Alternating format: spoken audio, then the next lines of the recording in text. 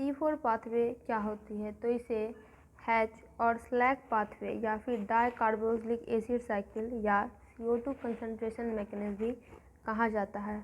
कॉस्टैक और हैच वो पहले इंसान थे जिन्होंने 4C को एब्जॉर्ब किया था, यानी यही C4 पाथवे को ऑब्जर्व किया था। उन्होंने देखा था कि डार्क रिएक्शन में जो है शुगर केन के लीव्स में ऑक्सैलो एसिटिक एसिड का फॉर्मेशन होता है।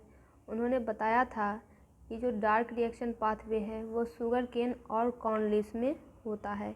इसमें क्या होता है कि ट्रॉपिकल प्लांट्स में जैसे कि कॉर्न, शुगर केन, इन सब में कार्बन डाइऑक्साइड का फॉर्मेशन होता है।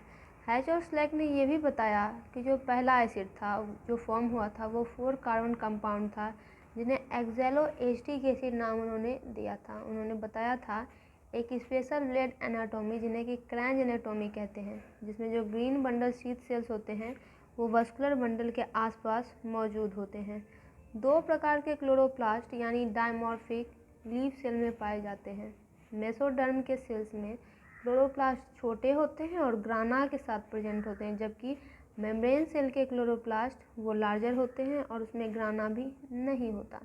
जो एंजाइम पेप्केज है वो मेसोडर्म सेल्स में प्रेजेंट होते हैं, जबकि जो रूबिस्को होते हैं वो बंडल शीथ सेल में प्रेजेंट होते हैं।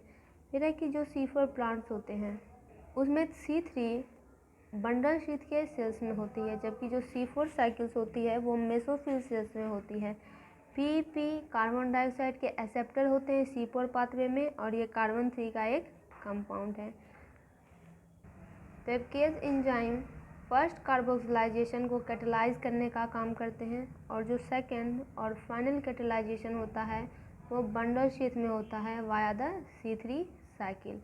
वो एक ग्लूकोज मॉलिक्यूल को बनाने के लिए 30 ATP मॉलिक्यूल्स की ज़रूरत होती है। पायरोवेट से अगर PEP में कन्वर्जन होना है तो इसके लिए एंजाइम पायरोवेट फॉस्फेट डाइकाइनेज की ज़रूरत पड़ती है, जो कि ATP को AMP में कन्वर्ट करता है।